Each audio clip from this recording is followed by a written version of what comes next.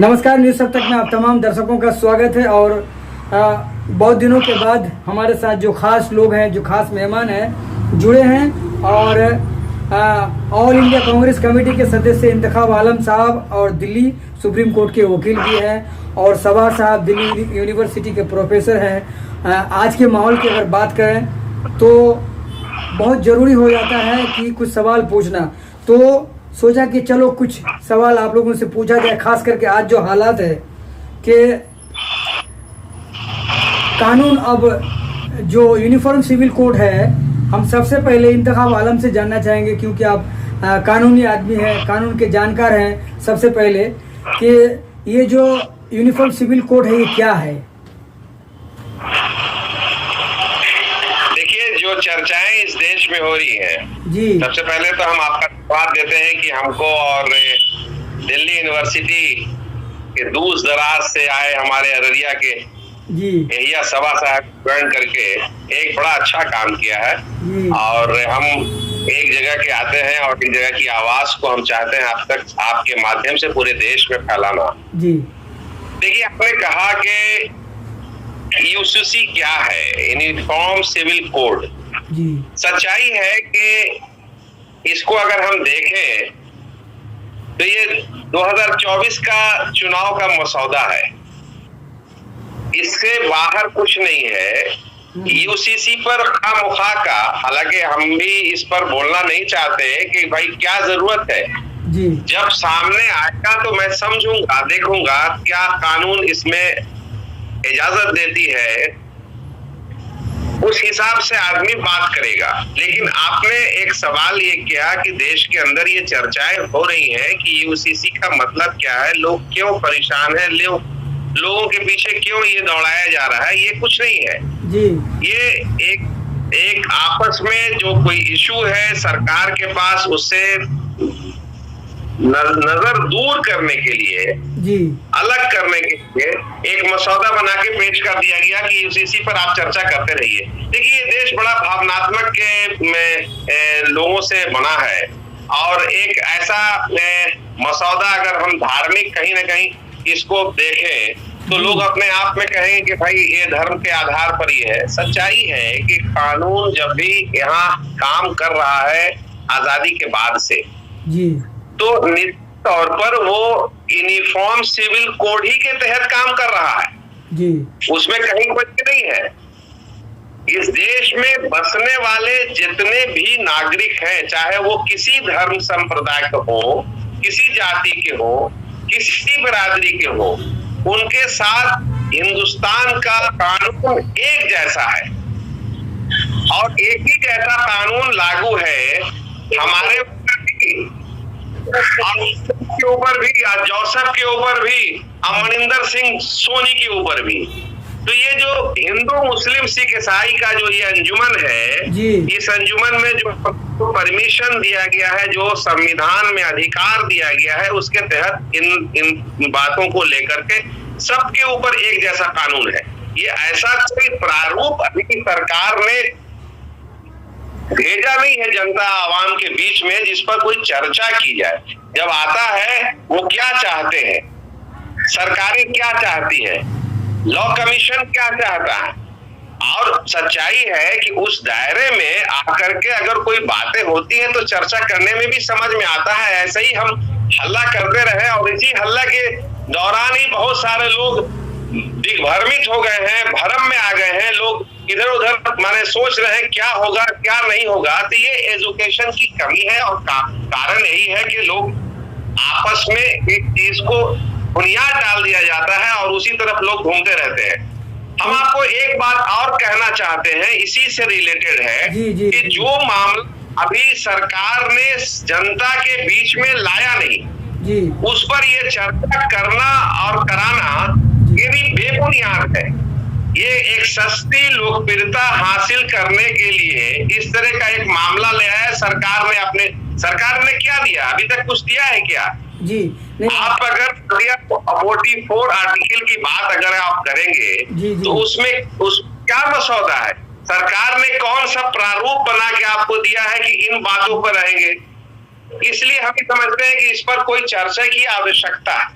नहीं, आप एक पार्टी के सदस्य हैं, लेकिन ऐसा बोल सकते हैं आप।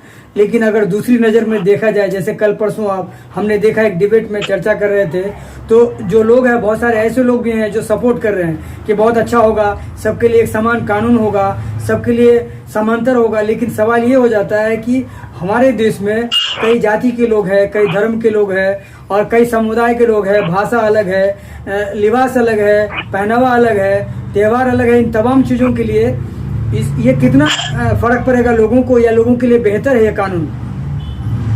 देखिए, भारत में संविधान का राज चलता है और संविधान ने अधिकार दिया है पूरे देश के नागरिक को। उसमें एक पॉइंट ये भी है कि धर्म निरपेक्ष संविधान जी, मजहब की बुनियाद पर कहीं कोई भेदभाव ना हो, ना एक दूसरे को ऊंचा नीचा दिखाने की बात हो। तो जो जिस मजहब का है, और हमारे कुरान शरीफ में भी ये जिक्र है, लकुम दीनुकुम वलिय दीन, तुम अपने मजहब पर, हम अपने मजहब पर। तो सच्चाई है कि जो कानूनन जो बुनियादी जो रखा गया है संविधान में, अधिकार हमको जो दिया गया है, उस मानिंद भी अगर हम बात करेंगे तो कहीं कोई है नहीं। एक सा कानून तो है ही भारत में। हम अगर मर्डर करेंगे तो मेरे ऊपर 302 का मुकदमा होगा, सुरेश दुबे भी अगर करेगा तो 302 का मुकदमा होगा, और रामजी मांझी भी अगर करेगा तो उस पर भी 200 मुकदमा होगा, और संतोष पासवान भी करेगा तो उस पर भी होगा। तो ब्राह्मण, पासवान, दलित, मुसलमान जो भी केस करता है, या सिख करते हैं या क्रिश्चियन करते हैं, तो उन पर 302 का ही मुकदमा चलेगा जी, मर्डर केस का। लेकिन लोग एक साथ बहुत सारे ऐसे लोग हैं, इंतखाब साहब के लोग सपोर्ट क्यों कर रहे हैं? लोग कह रहे हैं कि नहीं, ये बेहतर है, अच्छा है, और इसको लाने की जरूरत। ये जानकारी का अभाव है जिसके कारण लोग हल्ला कर रहे हैं। एक्चुअली क्या है, हमारे यहाँ माने सबसे बड़ी जात है बेरोजगारी। कोई इश्यू के सामने आ जाता है तो चौक चौराहे पर उसको बैठा करके प्रोपेगेंडा, जिस तरह से भारत सरकार जो बनी प्रोपेगेंडा के आधार पर, प्रोपेगेंडा ना इतना बड़ा होता तो भारत सरकार अभी सरकार में ना रहती। तो प्रोपेगेंडा के माध्यम से सरकार का नींव रखा गया। तो इस तरह की मुद्दे, जैसे आपको हमारे वक्त को, आप अपने वक्त को, एहिया साहब दिल्ली यूनिवर्सिटी के प्रोफेसर है, इनके वक्त को इस चीजों में लगाया जा रहा है कि यूसीसी क्या है, जबकि पूरे देश में अगर इन बातों को जिक्र करें तो हजारों लाखों लोग इस मामले में अपना डिबेट कर रहे हैं। जी। सरकार क्या दिया, कोई दस्तावेज दिया है, कोई प्रारूप दिया है, कोई एजेंडा दिया है कि मुसलमान क्या करेगा, हिंदू क्या करेगा, सिख क्या करेगा? सवाल है कि इस देश में संविधान का कानून चलता है और वही चलेगा। तो उसी बुनियाद पर हम आपको कहना चाहते हैं कि हिंदू अगर इस देश में, अगर हिंदू, मुसलमान, सिख, ईसाई सबको एक सूत्र में ले आइए, एक संविधान, एक विधान की परिभाषा में ले आते हैं, तो सबसे पहले नरेंद्र मोदी जी देश के प्रधानमंत्री हैं, देश के तमाम हिंदुओं को एक सूत्र में ले आए। उसके बाद मुसलमान की बात करें, सिख की बात करें, क्रिश्चियन की बात करें, सब एक सूत्र में आ जाएगा। सच्चाई है कि जो कानून है, आज एक सिविल कोड है, कैसे नहीं, आज भी सिविल कोड के तहत हम काम कर रहे हैं। आज भी हम उन्हीं बातों को, हम जितना रेल का भाड़ा देते हैं उतना ही रवि भी देता है, उतना ही सतेंद्र भी देता है, उतना एहिया सभा भी देता है, उतना आप भी देते हैं। ऐसा थोड़ा है कि फर्क है, दोनों में फर्क नहीं है। सिविल कोड से जहां तक रिलेटेड मामला, ये सब सिर्फ बुनियादी धार्मिक उन्माद को फैला के एक गोलबंदी करने का प्रारूप तैयार किया गया है कि उनके पास जो मसौदा है कि 2024 का चुनाव किस तरह से, कैसे हम हत्याएं, क्योंकि बेरोजगारी पर बात होगी नहीं, महंगाई पर होगी नहीं जी, उत्पीड़न पर होगी नहीं, महिलाओं के साथ जो आज भेदभाव रखा जा रहा है उस पर होगा नहीं। वो हमारी महिलाओं की चिंता कर रहे हैं कि मुसलमान की महिला को हम ठीक कर दें। अरे भाई, ये देश आपका है, वो देश में कानून सबका एक जैसा है। हमारी फिक्र ना कीजिए। हमको जब पैदा हुए थे तो मेरे कान में अज़ान की आवाज गई थी और हम शरीयत से बने थे। सच्चाई है कि दीनी जानकारी भी लोगों को कम है और टीवी पर चले आते हैं डिबेट करने, उनके पास जब एंकर पूछता है तो जवाब नहीं रहते। सच्चाई ये है, हम जिन किताबों को मानते हैं वो किताब हमारे गाइडलाइन है, और उसमें ऐसा नहीं है कि कहा गया है कि जो देश में रहेंगे उसके संविधान को नहीं मानिए। हम देश के तमाम कानून को मानते हैं, इसीलिए उस संविधान में एक पॉइंट दिया गया है कि धर्मनिरपेक्ष संविधान। अपने अपने धर्म को इस कहानी में नहीं लाएंगे, इस तरह से नहीं बांटेंगे। हम एक अंजुमन के लोग हैं, हिंदू मुसलमान सिख ईसाई, जहां इस भारत को एक दुनिया में एकलौता देश है ये पूरा भारत। मैं आपके माध्यम से पूरी आवाम को कहना चाहते हैं कि दुनिया में एकलौता मुल्क है जहां हिंदू मुसलमान सिख ईसाई एक ऐसे अंजुमन हर फूल की तरह है जहां पूरे दुनिया में कोई इसका जोड़ नहीं है। तो इसकी इस्मत को इज्जत को बनाए रखने के लिए हमारा भी उतना ही कर्तव्य है जितना आपका है, जितना और लोगों का है। तो आपका कहने का मतलब है कि जो यूनिफॉर्म सिविल कोड है ये एक चुनावी एजेंडा है, आपका कहने का मतलब है ये है। बिल्कुल। क्योंकि अभी हमने देखा कि बैरिस्टर असदुद्दीन साहब भी बता रहे थे, बोल रहे थे कि अगर यूनिफॉर्म सिविल कोड लागू होता है तो इसमें हिंदू जो भाई है उनके लिए भी परेशानी की बात है, वो भी तकलीफ में आएंगे। ये कहाँ तक सही है, बोल पाएंगे आप?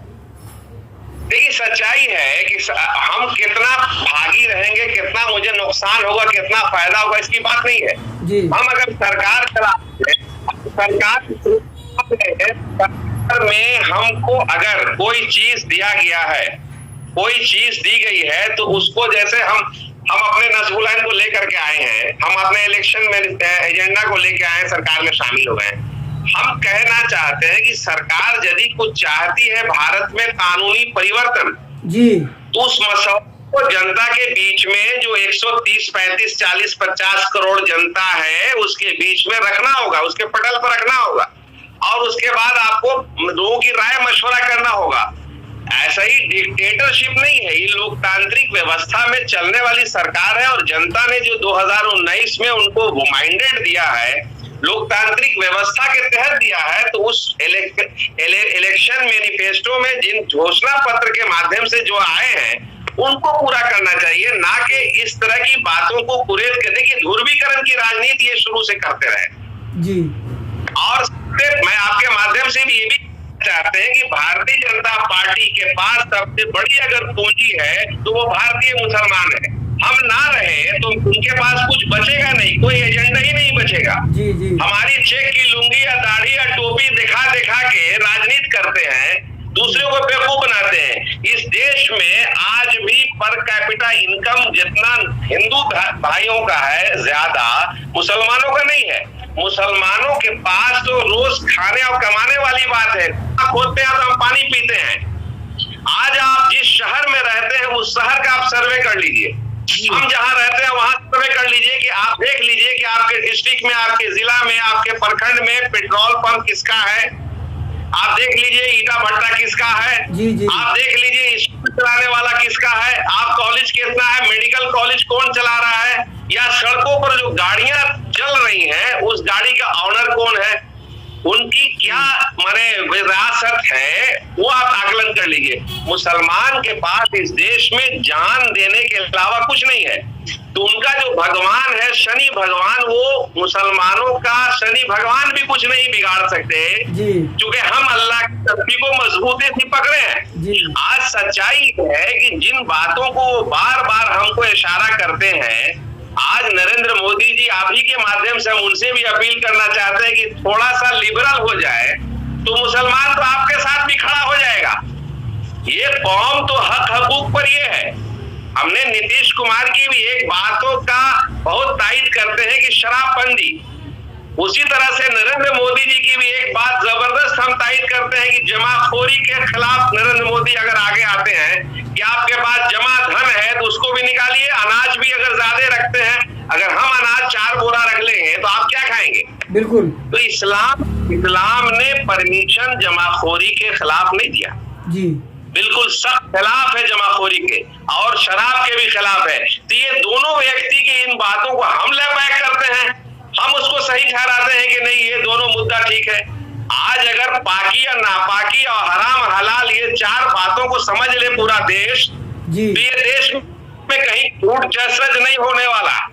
सब आदमी अपनी रोटी खाएगा, अपना कमाएगा, अपना खाएगा। लेकिन सच्चाई ये भी है कि हम इंसान जो है, अल्लाह ताला ने मुझे अशरफुल मखलूकात बनाया, सबसे बड़ा, सबसे निगरानी करने वाला जी। लेकिन हम अपने घरों में अनाज भर देते हैं। लेकिन आप कभी पूछा है चिड़िया चींटी से कि कोई अनाज कल का रखा है क्या? उसको कल का फिक्र नहीं है, वो कल सुबह होगी तो आपको इंतजाम करके दे देगा। लेकिन इंसान जो है वो जमाखोरी करता है और वो करना ठीक नहीं है, इस्लाम में परमिशन भी नहीं है, कतई एक्सेप्टेबल नहीं है। आप चाहिए कि आप अपने बच्चे का परवरिश कर लीजिए, खुद घर चला लीजिए। तो अब हम बात कर लेते हैं, थोड़ा बहुत देर से इंतजार कर रहे हैं यही सभा साहब, माफ़ी चाहता हूँ और आपसे भी यही सवाल होगा सबसे पहले, उसके बाद हम सीमांचल के बारे में पूछेंगे आपको कि क्या आप बता पाएंगे कुछ, जिस तरह से मैंने अभी इंतखाब आलम साहब से सवाल किया कि यूनिफॉर्म सिविल कोड क्या ये लोगों के लिए फ़ायदेमंद है या नुकसान है, या फिर इसे लाने की ज़रूरत क्यों है, ये कम समय में मुझे बताइए, फिर हम सीमांचल की तरफ लेके जाएंगे आप लोगों को। बहुत बहुत शुक्रिया इंतखाब भाई, यहाँ तशरीफ फरमा है। मैं उनका ममनून मशहूर हूँ, जो बातें कहनी चाहिए थी वो सारी बातें उन्होंने कह दी है। मगर ये है कि मैं ये जानना चाहता हूँ कि इससे पहले शायद इंतखाब भाई को ज्यादा मतलब कि वो सियासी है, मैं तो एकेडमिक में हूँ, शायद मेरे ख्याल से पहले 2 बार एनडीए की सरकार ने यूनिफॉर्म सिविल कोड की मुखालफत की है माजी में। आज इनको इतनी जल्दी लाने में क्यों हो रही है जी? क्या आवाज स्टक हो गया आपका? उनका नेटवर्क प्रॉब्लम थोड़ा लग रहा है। सभा साहब की तरफ से। हाँ आ गया, हाँ बोलिए, बताइए, बोलिए, आ गया। हाँ, बेरोजगारी की बात कही भाई ने जी। तो बेरोजगार तो सब लोग हैं, हम सब लोग हैं जी, ठीक है। उसमें हमारी जो समझ काम कर रही है कि हम ये मीडिया पे मैं भी लिखता हूँ जी, हाँ लिखते हैं आप मुझे, तो अब लगता है कि ज्यादा बेरोजगार है जी। तो ये मीडिया वाले को रोजगार का एक जरिया भी है यूनिफॉर्म सिविल कोड, जी है ना जी। वो एक तरफ उसको रोजगार मिल रहा है, दूसरे तरफ इलेक्शन का कन्वाइसिंग हो रहा है।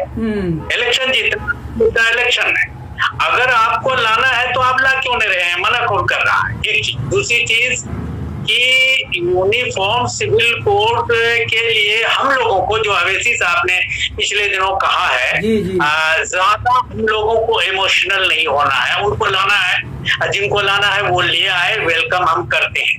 मगर वो ये बताएं कि लाने से पहले 2 और समुदाय को क्यों वो छोड़ रहे हैं, इसका मतलब डिस्पैरिटी कर रहे हैं आप उनके साथ। अगर यूनिफॉर्म सिविल कोड बहुत अच्छी चीज है तो आप उन्हें भी ले जाइए ना अच्छाई की तरफ, आप उन्हें क्यों क्या कहते हैं कि यहाँ से निकाल रहे हैं। तो ये जरा एवेल्युएट करने की जरूरत है लाने वाले को जो है, ठीक है। तो बाकी रही बात ये कि असल जो चीज है ये उसका यूनिफॉर्म सिविल कोड वो इलेक्शन जीतने का है, अभी जो है 19 का ये मुद्दा है, इसलिए कि इसके पास अब कोई मुद्दा नहीं रहा, हमारे पास, या हम कहें हमारे पास कोई मुद्दा नहीं रहा जी। इसलिए कि हमने मंदिर बना दी, हमने जो है हिंदुस्तान को बेचा या जो है कि हिंदुस्तान को बचा रखा। दोनों बातें हैं, जरा सोचने वाले सोच ले, है ना, ठीक है। और हमारा मामला इंसानों का मामला, इंसानियत की तरफ से, हिंदुस्तानियों की तरफ से मामला तो यह है कि कबीरा खरे बाजार में सबकी मांगे खैर, न काहो से दोस्ती न काहो से बैर, ठीक है। आप क्या कर रहे हैं, क्या कर चुके हैं, वो सारी चीजें जो है दुनिया देख रही है, ऐसा नहीं कि नहीं देख रही है। तो हमारी हुकूमत जो है वो बहुत आला बाला है, बहुत बढ़िया है, बहुत अच्छा है, दुनिया देख रही है। हम जो है सैलाब में हमारे सामने, घर के सामने जो है वो कमर भर पानी लगा हुआ है। ये है हमारी हुकूमत, कितनी बेहतरीन हुकूमत है, कितनी अच्छी हुकूमत है कि हम हुकूमत में रह के कह रहे हैं कि मैं अच्छा हूँ तुम खराब। मिसाल बहुत अच्छा देते हैं आप। या तुम मुसलमानों को बिजनेस का तरीका बनाया, अगर मुसलमान न रहे तो तुम कैसे ये सियासी बिजनेस कैसे करोगे जी। मुसलमान है तब तो भैया इसे बचाए रखो, तो बचाए रखो, सब बच्चों। दोनों का सवाल का जवाब एक जैसा ही है, दोनों का सवाल का जवाब एक जैसा ही है, लेकिन हम थोड़ा इंतखाब आलम साहब को और आपको भी सीमांचल की तरफ ले जाना चाहते हैं, वहाँ की कुछ तस्वीर, वहाँ की कुछ बातचीत, क्योंकि बहुत सारे लोग ज़्यादातर सीमांचल से देखते हैं और सीमांचल में हालत आप दोनों को पता है। अभी कल परसों देख रहा था कि डॉक्टर जावेद साहब कांग्रेस के हैं और उनको कोई नहीं जानते, कोई नहीं देखते हैं, कुछ करते हैं कि नहीं करते हैं, कम्युनिकेशन के लिए कुछ भी नहीं, विकास के लिए कुछ भी नहीं, हालांकि वो कांग्रेस के हैं, क्या कहेंगे इंतखाब आलम साहब आप वहाँ जाते हैं, किशनगंज जाते हैं, पूरा घूमते हैं, पूरा सीमांचल घूमते हैं, प्रोग्राम करते हैं। देखिए सबसे बड़ी बात है कि यहाँ पर कोई हम कटाक्ष किसी पर नहीं करना चाहते। जी। सीमांचल को शराब है जी। सीमांचल को बददुआ है। नहीं बददुआ आज से है नहीं, लेकिन बददुआ आज से नहीं। अगर मेंबर ऑफ पार्लियामेंट अगर MP है तो लोग जानना चाहिए, विकास का काम होना चाहिए, सड़कों का कटाव, बिजली करना चाहिए। 100% उनको मूवमेंट करना चाहिए और हम समझते हैं कि मूवमेंट वो करते हैं, ऐसा नहीं है। बहुत सारी वीडियो हम देखते हैं, घूमते रहते हैं वो भी। लेकिन हम उन पर डिबेट नहीं करना चाहते कि वो क्या कर रहे हैं नहीं कर रहे हैं। वो एक मेंबर ऑफ पार्लियामेंट है, वो अपने क्षेत्र में है। हम सीमांचल की आपने जिक्र किया, सीमांचल में पूर्णिया, ररिया, किशनगंज, कटिहार है। जी। हम सीमांचल को जिस तरह से देश में ईद भी है, बकरीद भी है, देश में रामनवमी भी है, दीपावली भी है, देश में 15 अगस्त भी है और 26 जनवरी भी है। तो सीमांचल में बाढ़ भी है। ये हर साल आता है, हर साल त्योहार आता है। साहब मुझसे बहुत शिकायत कर रहे थे आप सीमांचल के बारे में। नहीं, हम आपको कह रहे हैं कि हिंदुओं का त्योहार है, मुसलमान देश का त्योहार है। मैंने देश के त्योहार को भी कह दिया कि 15 अगस्त 26 जनवरी है। तो सीमांचल भी बाढ़ का एक त्योहार ही हर साल मनाता है और हमें देखने वाला कोई नहीं आजादी के बाद से। नहीं, एक पुल है, पुल है सीमांचल में, आप बता रहे हैं जी। पूर्णिया में एक पुल है, पूर्णिया अमोर प्रखंड में, खाड़ी पंचायत में 12 साल हो गया, अभी तक नहीं बना, अभी तक अधूरा है। और आप लोग बहुत बड़े दिग्गज हैं, बड़े नेता हैं, बहुत दूर तक पहुंच है। पहुंच की बात क्या करें, किसका नाम ले? अमौर, बैसी, कस्बा, रुपौली, धमदाहा, ररिया, जो कि फारबिसगंज की बात नहीं, मैं सीमांचल की बात कर रहा हूँ कि सीमांचल के साथ जो सौतेला व्यवहार रहा है सरकारों का, चाहे वो राज्य सरकार हो या भारत सरकार हो, आज कोई नया नहीं है। हम नीतीश कुमार की गवर्नमेंट में कह दें, नरेंद्र मोदी की गवर्नमेंट में कह दें, नहीं, क्योंकि मेरा इलाका बिल्कुल बॉर्डर से लगा हुआ है। एक तरफ बांग्लादेश है, दूसरी तरफ नेपाल है जी। हम जहाँ सीमांचल की बात करते हैं, एक तो सीमांचल नाम लेते हैं तो आजकल कुछ लोग उसको भी कहता है कि आप लोग इसको सीमांचल क्यों कहते हैं, कब से बना लिया सीमांचल। तो हम लोग ने तो सीमा पर रहने वाला जो जिला है वो सीमांचल के रूप में हमने एक लाइन दे दिया, वही खिंचाता चला आ रहा है। इसका कोई गजट वगैरह नहीं है, कोई प्रारूप सरकारी दस्तावेज में सीमांचल शब्द नहीं है। लेकिन सीमांचल, ररिया, पूर्णिया, किशनगंज हम लोग क्रांति मोर्चा जब चला रहे थे तभी से इसका नाम रखा। सीमांचल आज भी है। अभी लोगों को चुभता है कि सीमांचल क्यों कहते हैं, आप इसको पूर्वांचल क्यों नहीं कहते, पूर्णिया दरभंगा मिलाकर क्यों नहीं कहते हैं। तो बहरहाल हम उस पर भी नहीं जाना चाहते। हम ये कहना चाहते हैं कि जब तक ये पुल पुलिया का निर्माण की बात बहुत छोटी बात है, हम मूल सवाल को छेड़ना चाहते हैं आपके माध्यम से। गवर्नमेंट को भी मैंने कई बार, एक बार नहीं 1 दर्जन बार लिखा होगा पिछले 30 सालों में जी। और जब वाटर एग्रीमेंट, जल संधि के सवाल पे कि नेपाल और इंडिया ये दोनों के बीच में जल संधि नहीं होगा, वाटर एग्रीमेंट नहीं होगा, तो हमारा इलाका, हमारा नहीं बल्कि सीमांचल के साथ साथ दरभंगा में भी, सीतामढ़ी, मुजफ्फरपुर, सहरसा, मधेपुरा, सुपौल, जो पानी आता है नेपाल का, वो हमेशा उन जिलों को प्रभावित करता है और 32 किलोमीटर के रेडियस में चलता है। जो रास्ते में पड़ता है उसको वो खींचता लेते जाता है, तो हम तबाह हो जाते हैं। नहीं, मेरा ये सवाल पिछले बार सवाल इसलिए था, एक मिनट, पिछले बार भी जो बाढ़ आया था वहाँ में शर्मा जी का कलेक्टर थे, मदनपुर में किसी की डेथ हो गई, उसने कहा कि अब्बा का इंतकाल हो गया है और कब्रिस्तान डूब गया है। तो हम कलेक्टर साहब को जब फोन किया तो बोला कि कब्रिस्तान भी डूबा है, शमशान भी डूबा है जी। लोग तो उस अपनी लाश को मट्टी नहीं दे पा रहे, वो बांस से ही ठेल दे रहे हैं, कोसी अपनार होते हुए वो निकल जा रहा है महानंदा में जी। तो हम जिन बातों को छेड़ना चाहते हैं आपके माध्यम से कि हमारा जो वाटर एग्रीमेंट है, जल संधि नेपाल के साथ मेरा हो जाए। हम हिंदुस्तान वासी, हिंदुस्तान की सरकार बगल की नेपाल की गवर्नमेंट को ये कह के माफ कर देती, आप छोटे भाई हैं, ये पानी थोड़ा इधर भेज दीजिए। भी देखा सही बात। कि हरियाणा का हथनी कुंड जो है, उसने जो हथनी कुंड जो पानी अभी हरियाणा का छोड़ा है जो दिल्ली में आ गया, वहां सहारनपुर की तरफ भी जा सकता था पानी, वहां से भी डाइवर्जन हो सकता था, लेकिन पार्शियलिटी करके हरियाणा ने दिल्ली की तरफ पानी छोड़ा। उसी तरह से नेपाल हमेशा पानी छोड़ता है और उन तमाम 13 डिस्ट्रिक्ट को प्रभावित करता है। इसके लिए बड़ी मूल समस्या महानंदा बेसिन की भी बात उठी थी और उस पर भी काम हुआ था, लेकिन मुझ पर ध्यान नहीं देने का मतलब ये कि हमारे लीडरशिप बौने रहे हैं। वो बात नहीं, उन बातों को नहीं छेड़ते हैं कि जहां हम अगर किसी पंचायत को मिला देते हैं तो वो लीडर नहीं होता है। हम पंचायत में पंचायत भवन बना देते हैं तो भी लीडर नहीं होता है। सड़कों एक दूसरे से कनेक्टिविटी अगर हम पंचायत का ब्लॉक से, ब्लॉक का जिला से, जिला का हेडक्वार्टर से और राजधानी से जब तक नहीं होगा, वो चाहे वो बिजली का मामला हो, चाहे वो सड़क का मामला हो, चाहे वो नदियों का मामला हो। आज हमारे यहाँ माने महानंदा से लेके कोसी, कनकई और बकरा तमाम नदियां हैं जो एक नदियों का जाल जैसा सब सीमांचल।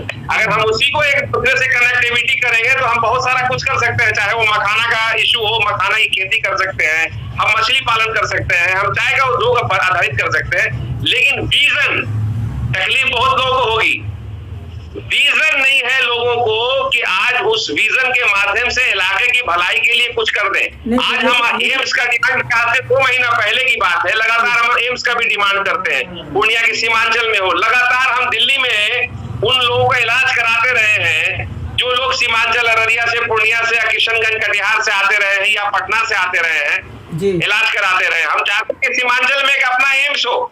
जी। और नरेंद्र मोदी जी को अभी 1 हफ्ता 10 दिन पहले भी लेटर में रिमाइंडर लिखा कि आप एम्स एक कर दीजिए, बड़ा भला होगा आपका, सीमांचल वासी के लिए बड़ा उपकार होगा ये। जी अच्छा सभा साहब, आप तो दिल्ली हैं और यहाँ से तो दूर हैं, आप बहुत शिकायत कर रहे थे, आप बता रहे थे कि अभी भी लोग शराब पी रहे हैं, गुटखा खा रहे हैं, खैनी खा रहे हैं, थूकते हैं, पानी है, जल जमाव है, तमाम परेशानी है। और अभी हमारे कुछ महीना पहले हम मुलाकात हुई थी डिजास्टर मैनेजमेंट मंत्री जी से, शाहनवाज आलम साहब से।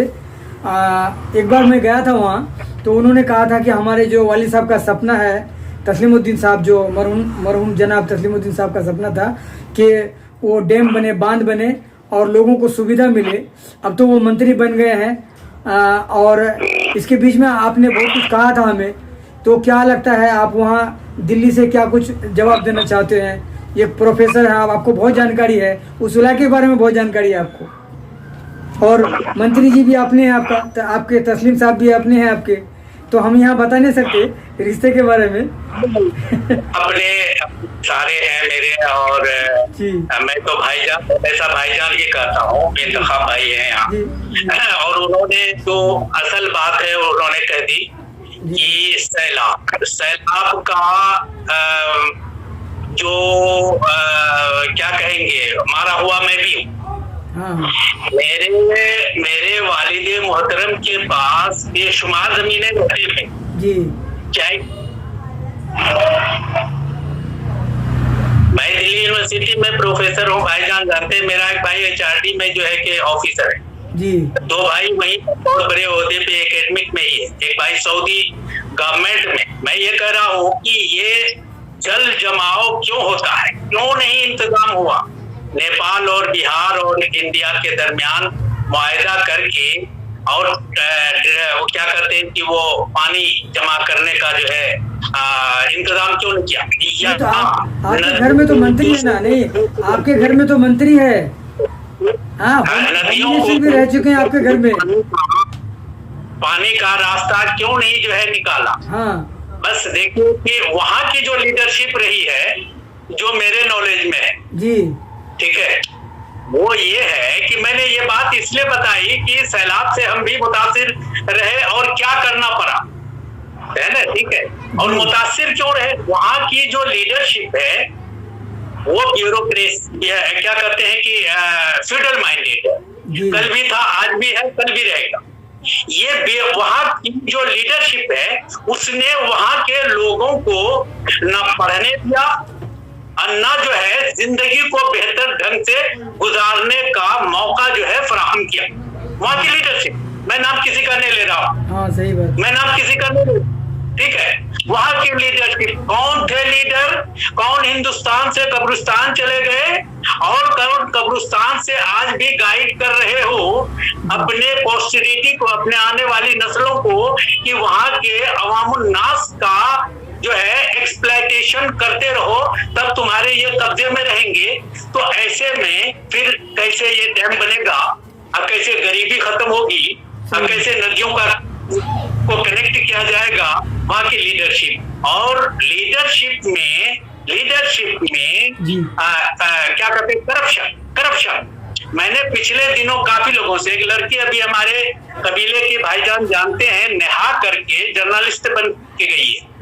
वो इन दिनों की सतह बहादुरगंज, अररिया और बायसी, अमौर, रौटा, इन्हीं जगहों में वो क्या क्या सब कर रही है, ठीक है। मैंने उससे कहा कि जरा डीएम के पास जाओ और इससे कहो, गुजारिश करो, लिख के दो कि प्लीज अल्लाह के वास्ते यहाँ की जितनी लीडरशिप है अररिया की, अब बुला करके सबके साथ चाय पियो और उनसे कहो कि अल्लाह के वास्ते सरकार ने फंड तो कोई कम नहीं किया, चाहे एनडीए की सरकार हो या जो है किसी की भी सरकार हो, फंड तो कम नहीं किया। फंड को सही तरीके से यूज होने दीजिए तो उसमें सबको फायदा होगा। वहां पर बड़े दिनों से क्राइसिस चल रही है, भाईजान को पता है, भाईजान का जो घर जिस जगह है वो रेलवे स्टेशन रोड पे सिसोना, वो सड़क वाला इशू चल रहा है, वो जो है, ये सारे और इस तरह के बेशुमार इश्यूज हैं, है ना, ठीक है। अभी हमारे समझी बन गए हैं सरवर भाई, ठीक है, वो भी जेडीयू के नेता है। बोले कि रात पे हमने फोन करके कहा, बोला कि तुम तो अब तो करने बोलते हैं, पहले तो हम लोगों को डरा के भगा देते थे। मेरी चाय की दुकान पे अरवा चौक पे जाते थे, कहते थे सब आई जरा क्या पढ़ रहा है, अब मैं डर से भाग जाता था, इसलिए कि काले हैं वो, है ना, काला देख करके भाग जाते थे हम लोग छोटे। मैंने उनसे भी पूछा कि आप क्या कर रहे हैं इस रेफरेंस, आप अररिया में रहते हैं, उनके भाई हैं कांग्रेस के अच्छे खासे लीडर हैं, भाईजान जानते हैं क्या नाम है, क्या कहते हैं कि मैं इस वक्त बोल रहा हूँ, ठीक है। तो ये तो डिग्रेडेशन जो है, या सीमांचल इस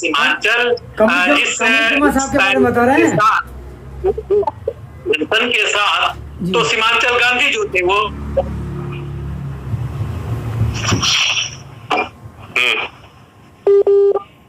हो गया बहुत टाइम, ठीक है। तो इंतखाब आलम साहब हमारे साथ जुड़े थे और सवाल से भी हम बात कर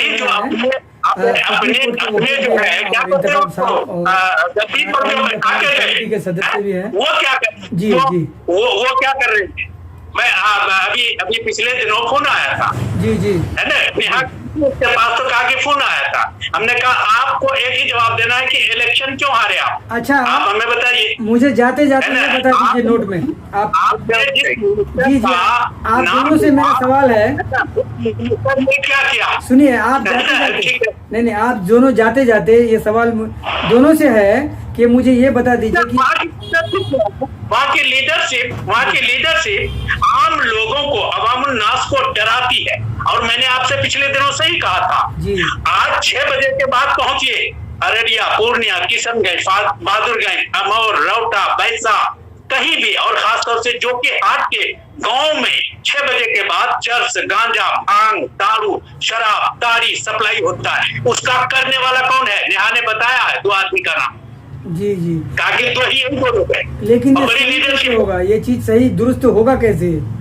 इंतखाब आलम साहब, आप तो हमेशा जाते रहते हैं वहाँ, मुझे मालूम है, किशनगंज जाते हैं, अमौर जाते हैं, रौटा जाते हैं, पूर्णिया जाते हैं, दरकोला जाते हैं, कानकी जाते हैं, किशनगंज तमाम जगह जाते हैं, हर जगह जाते हैं और बहुत दिन से जाते हैं। बहुत सारे प्रोग्राम्स हमने देखे आपके, लेकिन इन चीज़ों के लिए जो शिकायत है, और आप बहुत बड़े नेता हैं, आज से नहीं एक जमाने से तस्लीमुद्दीन साहब के साथ रहे हैं, मंत्री जी के साथ में रहे आप, तो ये तो वो तो साहब प्रोफेसर हैं, वो दिल्ली में रहते हैं, वो तो चले गए, चादर झाड़ के निकल गए वो, लेकिन आप तो हमेशा सरजमीन में जाते आते रहते हैं। ये तो शिकायत मैं भी करूंगा आपसे, और अगर मेरी कोई शिकायत होगी तो मैं आपसे करूंगा।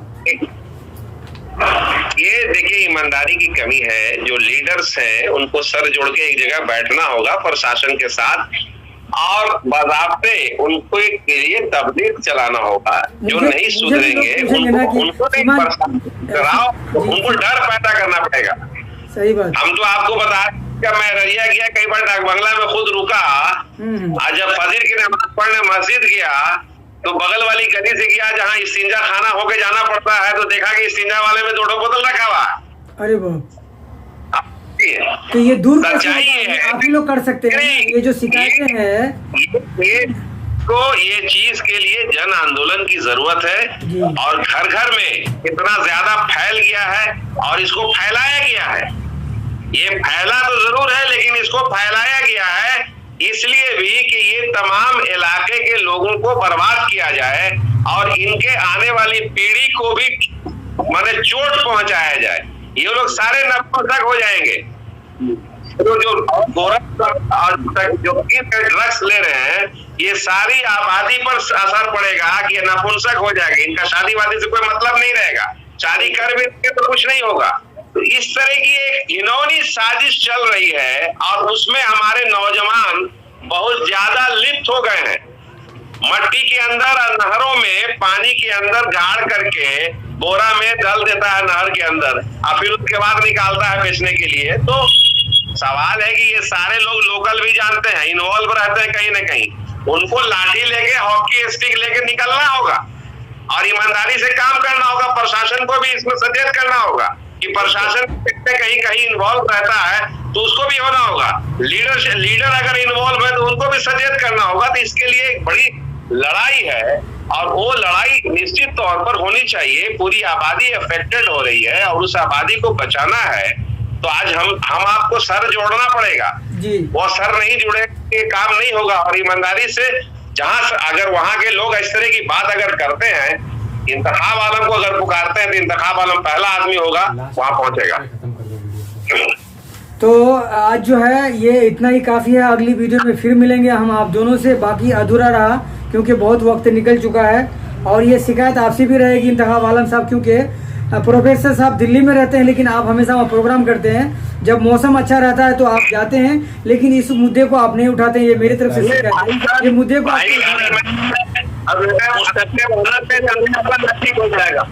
ये 2-4 दिन में बाढ़ का इलाका है, मैं जाने वाला हूँ जी। और हम चाहते हैं कि आप बेंगलोर से अपनी टीम को भी लेके आप आइए। सच्चाई है कि नहीं, आपके साथ काम करें और उस इलाके में जो भी भलाई हो सकता है हम लोग करें।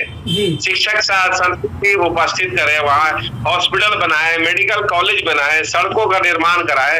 ये तमाम चीज जो सरकार के पास, जैसे बोला सवा साहब ने कि फंड की कमी नहीं है, हमारे यहाँ इच्छा शक्ति की कमी है। हम थाना पुलिस को उजड़ा के रखते हैं, उसी में फंसा के रखते हैं कि छत नहीं मांगे, ये थाना का खाली पैरवी करवाता रहे, तो थाना काम नहीं हो, मदरसा बोर्ड की पैरवी से काम नहीं हो। हम इतने मदरसे हैं, हमारा सेंट्रल मदरसा पूर्णिया में भी था, लेकिन सच्चाई है कि उस चीजों को समझने के लिए ईमानदारी की कमी है। हम चाहेंगे आप भी आइए उधर, और आपको धन्यवाद, और आपने हम लोगों को जोड़ने का काम किया, बहुत बहुत शुक्रिया। Thank you very much.